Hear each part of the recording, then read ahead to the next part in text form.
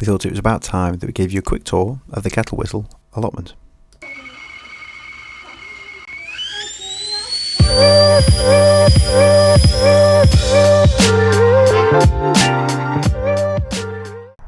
Well, I thought it was about time I gave you a little bit of a tour of the Kettle Whistle allotment.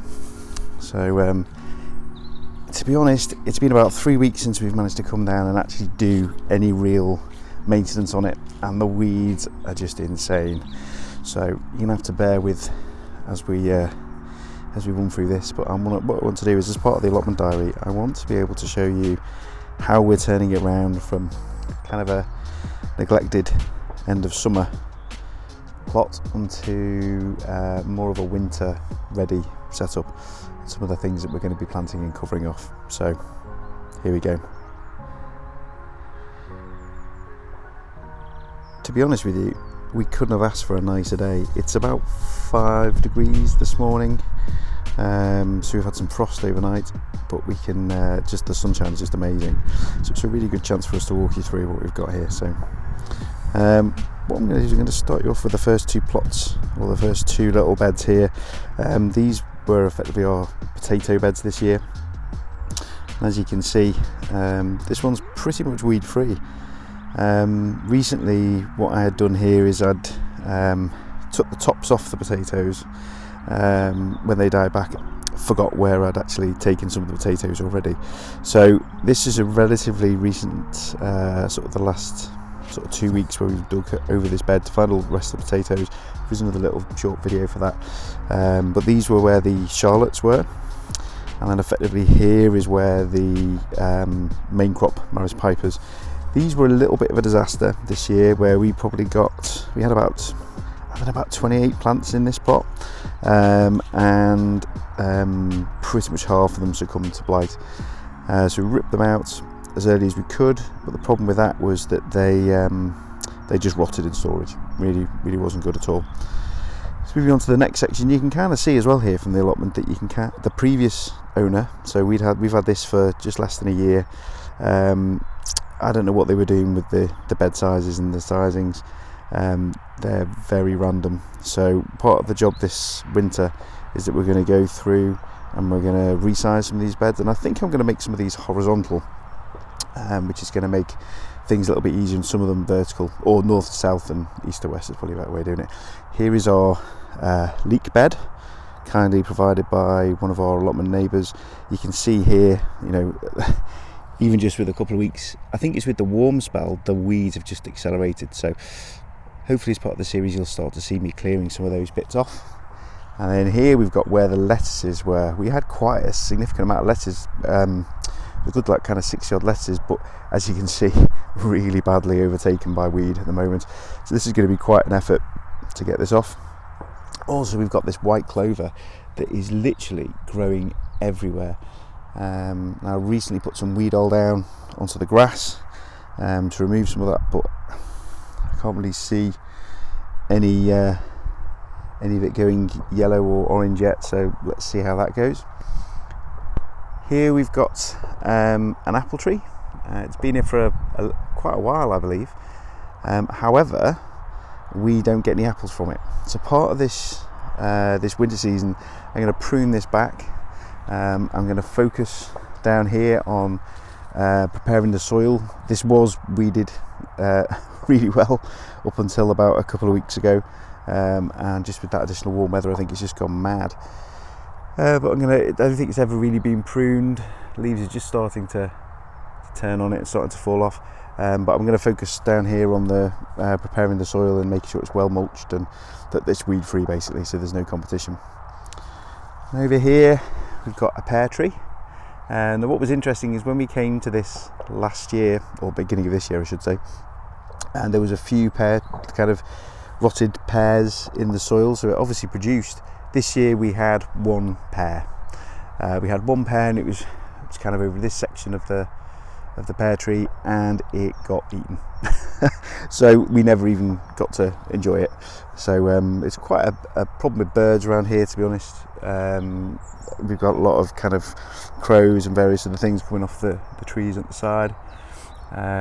Sometimes you sit here and they'll be sat on these posts, and they will just be waiting to eat whatever you've grown. We've also got a badger here as well, not in this pot, but on the other side, but I'll talk about that maybe in another video.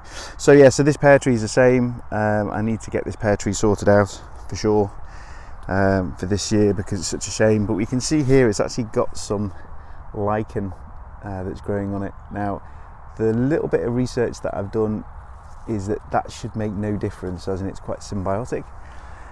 But let's see if next year we manage to get anything more out of it. But that's certainly on my list of things to do. So as I mentioned earlier, you can see that where the grass it's just quite random really how this is kind of set up. So I'm going to do an awful lot this year to kind of get this straightened out. I think I'm going to put kind of the beds across here. I think that'll work out a lot better. But let's see. So here we've got these were Blackberries, I think. They've been in here for a while. I'm tempted to remove those this year. I'm not 100% certain yet, but yeah, I'm not quite sure. I'm going to turn this way around so you don't get my shadow. And here we've got some amazing red gooseberries. So I had no idea that gooseberries could be red until they started growing on here, and they were beautiful. These are two quite well established bushes. We've got another one kind of just there, which I'll get to in a bit. But the gooseberries coming off here were amazing, I have to say.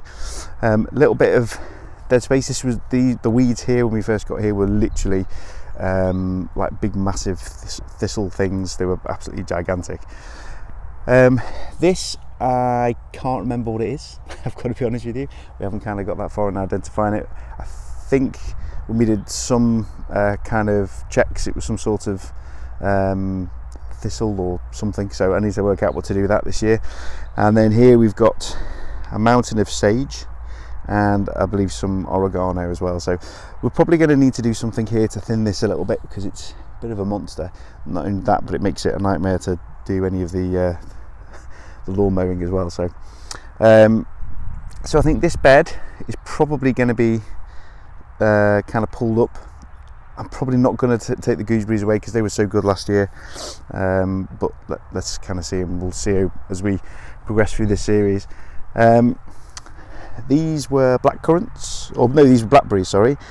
These, despite the plant being quite small, gave us loads of blackberries, and the kids absolutely loved them. So so that'll definitely be staying. We've got one of our two rhubarb patches. It's just started to die back. I've got to learn what I need to do with this. A lot of people say cover it with manure. A lot of people say leave a few bits on it. So we left a few bits on it. Let's see how that goes on. Still not sure if that's a weed or whether it's a blackberry kind of thing. No idea yet. We need to work that one out. But that's part of what we're doing over the next couple of weeks. Then here is the strawberry patch. Now this strawberry patch was literally a complete disaster. Hardly any strawberries. A lot of it was kind of covered with weeds. We did actually de-weed this. It was completely weed free, but just over the last couple of weeks with that change in warm weather, it's just gone bananas. Then we have over here, this is a section that originally did have some strawberries on, but I pulled those out because they were all dying and looking terrible. So I've come over here to this section. This is where there were some raspberries. In fact, raspberries up to about here, and you can see they're autumn raspberries and they're doing quite well. We've not been back to be able to kind of harvest any of these this week, so I'll be grabbing some of these today. You can kind of see over here there's some really nice polka ones, I think. What I actually did is I pulled up all the old ones as soon as we got the allotments, and then re-put in basically the polka ones.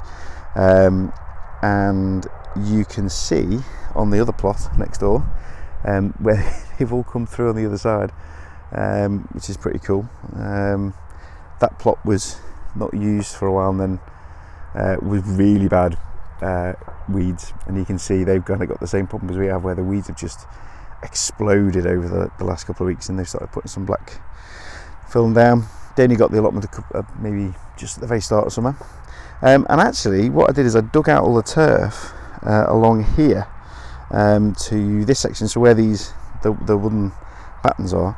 And what I did there is took a bit of turf, made the bed slightly bigger, and we bought some raspberry canes, some more poker canes from, I think they were Thompson and Morgan, and they were all useless. They didn't take. In fact, planted in exactly the same way as those ones were, but they just didn't take. And this has just been taken over by this white clover and some weeds. So again, this was relatively weed free. Now a bit of a disaster. We decided to split this into 2 parts. Check out part 2 with the link at the end of the video. Thanks so much for watching. Check out our Instagram page for daily updates of what we're up to, and also the kettlewhistle.com website. Don't forget to like and subscribe. Thanks so much for watching. See you soon.